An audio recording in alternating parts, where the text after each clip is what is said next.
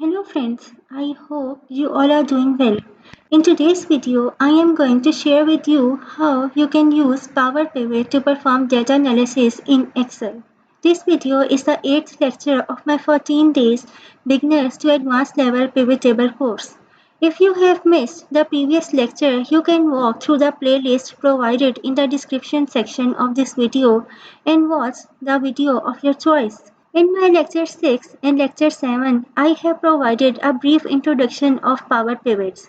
Although in today's video, I will share with you all the steps to retrieve information from different sources in Power Pivot. If you want more detail about importing data into Power Pivot and about creating relationships between different tables, you can watch lecture 6 and lecture 7. So let's begin with today's discussion. In today's video, I am going to deal with three different types of tables existing in three different Excel workbooks. Here you can see I have one workbook with the title Order Info, and in this worksheet I have information about customer ID, order ID, products that have been purchased by these customers, information about units sold, and dates.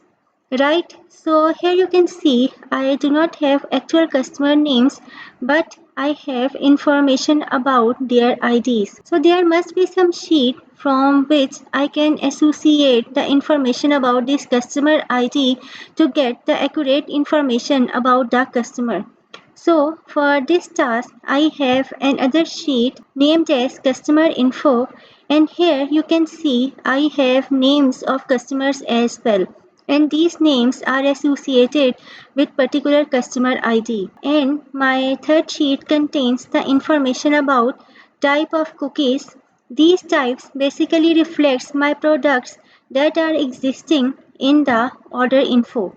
So, if you closely look at these sheets and the information they contain, you will find that each sheet contains at least one column that has any link with the data existing in other sheet. Like I have customer ID here in orders info, and similarly I have customer ID in my other workbook named as customer info, right? And similarly I have information about cookie types in my type of cookies information workbook, and I have the similar information in my order info sheet, and that is titled as products, right?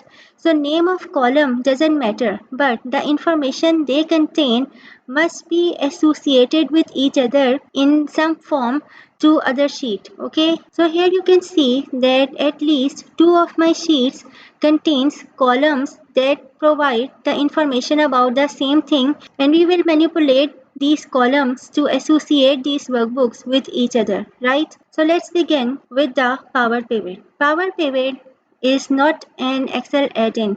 If you use Excel version 2013 or above, then Power Pivot is the built-in Excel feature, and all you have to do is to enable it. To enable it, go to File and go to Options, and here go to Add-ins, select Com add-ins from Manage drop-down at the bottom of this dialog box. Click on Go, and here you will find the option of Microsoft Office Power Pivot for Excel. Check on it and press OK. And as soon as you hit OK, you will start seeing the option of Power Pivot in your main menu. But if you use Excel versions below Excel 2013, then you have to download it from Microsoft official website. I am going to open a new workbook. Let's rename it as Tutorial. I am going to type the name Tutorial, hit save, and close the other workbooks, because if you don't close the other workbooks, your Power Pivot won't work. So here we are with our new workbook. Go to Power Pivot option in the main menu, click on it, and then go to Manage. Here you can see a white dashboard of Power Pivot with no information. So we have to retrieve the information from our workbooks into this white dashboard. For that purpose, go to Home tab, and here you will find different options in the tab Get External Data. You have options to retrieve information from databases, from data services, and from other sources.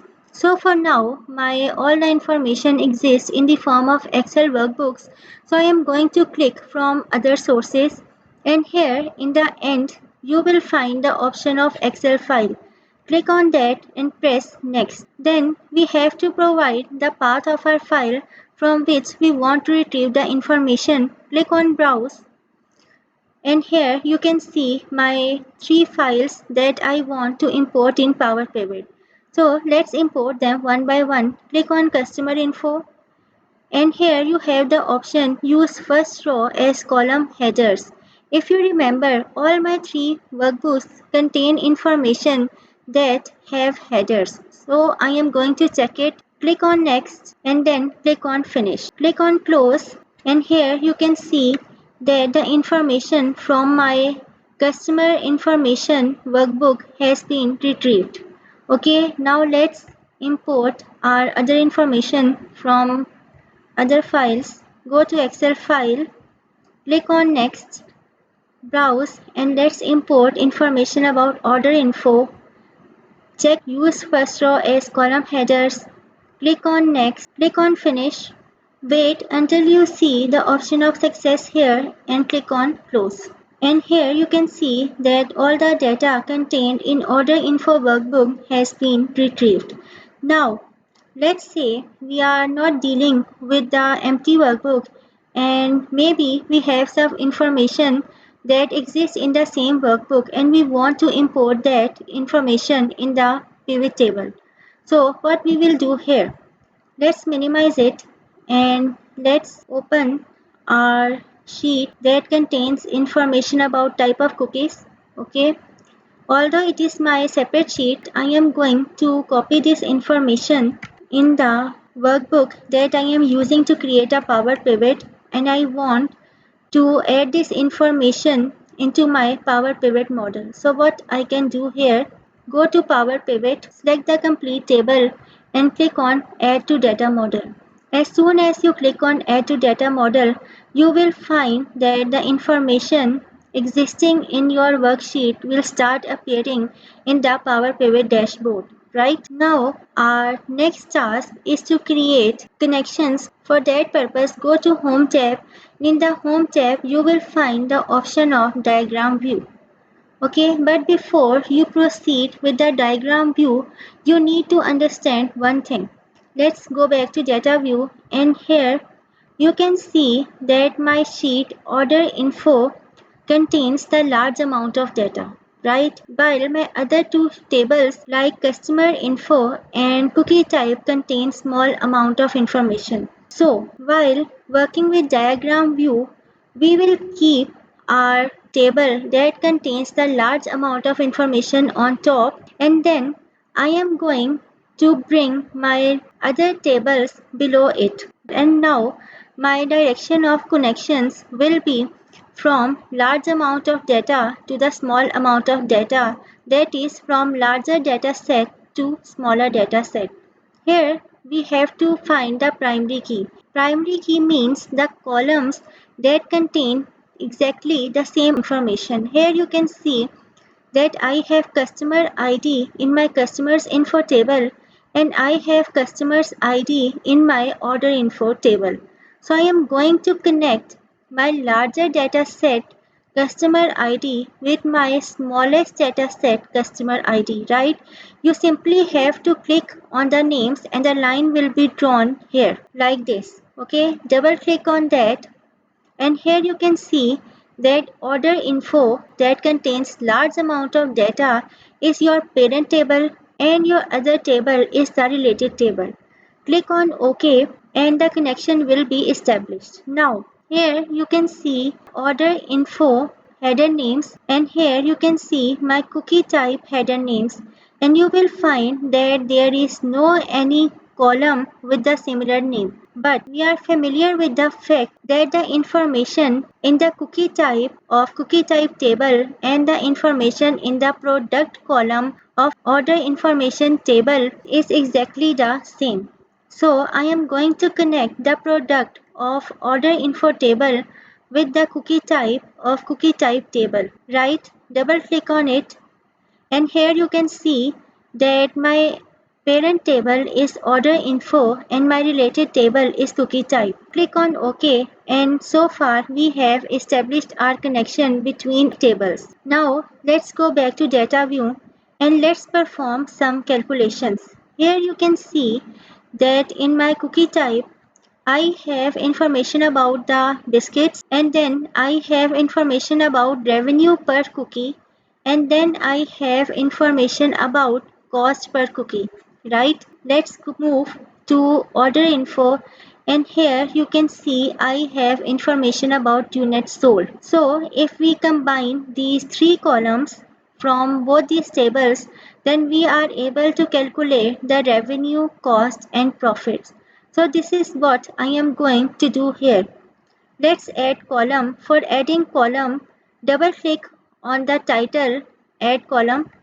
Okay, and let's rename it as revenue, right? As soon as you press enter, you can see a column with name revenue will be generated and the option add column will automatically move towards the end. Okay, now I want to add another column, so again I will double click on the add column option, remove it from here, and I am going to type cost. Okay, press enter and your new column will be created. And in my last column, I want to add information about profit. Okay, press enter and here we are with our three different columns. Now I want to calculate the revenue. For revenue, I want the information about units sold and I want the information about revenue per cookie. So here you can see I have both these columns in different tables. So let's type the formula here. I am going to use related. Okay, Power Pivot has its own formulas. So obviously I cannot cover all the formulas in one video. So I will keep on telling about different formulas in my upcoming videos. But for today, I am going to work with related. Related formula in Power Pivot works in the same manner as your VLOOKUP or XLOOKUP. Okay. So let's type related and we want to relate the information about other sheet. Okay. At present we are in order info, but when we use related we reference the column of other sheet. So here I am going to type cookie and as soon as I write cookie you can see I am seeing all the columns that exist in my cookie type table. So from here I am going to choose revenue, close the parenthesis, then insert static and I want to multiply this information with units sold. Okay, press enter and here you can see the information about revenue. You can convert it into dollar sign by using the currency symbol here. Okay, or you can use any currency from here. Okay, so I have just converted it into USD dollars. Now let's move to costs and we have the cost column again in cookie type table, right? You can see here. Now again I am going to use related and let's relate the column that exists in the other sheet and that is our cost per cookie. Close the parenthesis, then insert a static and again multiply it with units sold and hit enter. And here you will find the information about cost. Let's convert it into USD dollars. Okay, now we want profit. So for profit, we have to subtract cost from revenue, right? So let's type here equal to and I am going to subtract order info. Here you can see I have information about order info revenue. Select it, insert minus and then again type order info and here I am going to subtract order info cost column. Okay, and here you will see the information about profit. Now convert it into USD dollar by clicking on the currency symbol. Now our next task is to calculate the measures. Measures are basically type of calculations that you perform in Power Pivot, but they are not performed originally in columns and rows, but you perform them separately in any of your Power Pivot sheets. I want to see the total number of customers. You can see I have placed my cursor in the empty cell in the Power Pivot dashboard below the data information, and here I am going to type equal to write formula distinct count, and within the parentheses provide this customer ID information. Okay, what the distinct count will do, it will filter out the duplicates and provide me the count of unique values. So let's type customer info customer ID as my two sheets, that is customer info and order info, contains the information of customer ID. So I can go with anyone. So I am going to use customer info customer ID. Okay, close the parentheses and press enter, and here you can see a formula appears that is representing the number of customers, and it is showing me that there are total 5 customers that my company deals with. Okay, we can rename it. Let's type total number of customers. Okay, press enter, and here you can see the calculated field 1 has been replaced with title total number of customers.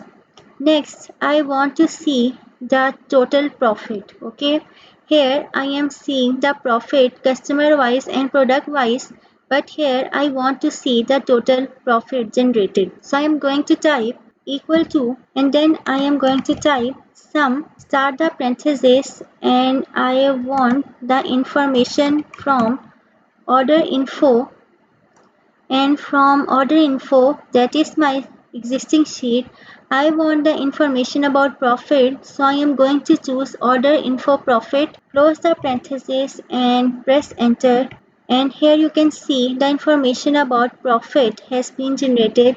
Let's rename it as total profit, press enter, and let's format it more. I am going to change its symbol to USD dollars.